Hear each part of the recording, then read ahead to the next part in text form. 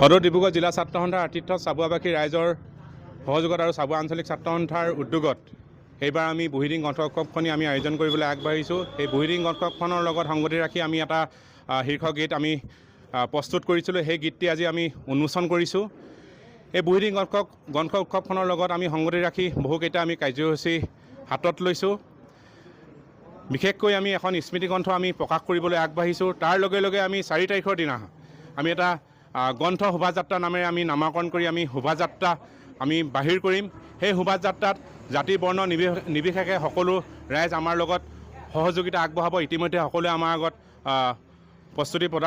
প্ৰস্তুতি আমি সম্পূৰ্ণ হৈছে। তাৰ লগে লগেই আমি বিভিন্ন ধৰণৰ কাৰ্যসূচী আমি হাতত লৈছোঁ।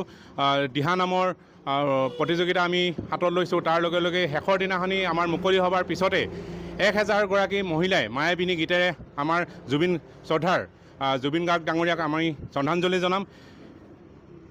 ইয়াৰ লগে লগেই আমি মুকলি সভাৰ পিছতেই দিহানাম প্ৰায় চাবুৱা অঞ্চলৰ 1000 গৰাকী মহিলাই আমাৰ দিহানাম পৰিৱেশন কৰিব আৰু বিভিন্ন ধৰণৰ কাৰ্যসূচী আমি হাতত লৈছোঁ সকলোকে। গতিকে আমি চাবুৱা আঞ্চলিক ছাত্ৰ সন্থাৰ তৰফৰ পৰা আৰু ডিব্ৰুগড় জিলা ছাত্ৰ সন্থাৰ তৰফৰ পৰা সকলোকে সহায় সহযোগিতা আৰু দিহা পৰামৰ্শ আমি কামনা কৰিছোঁ।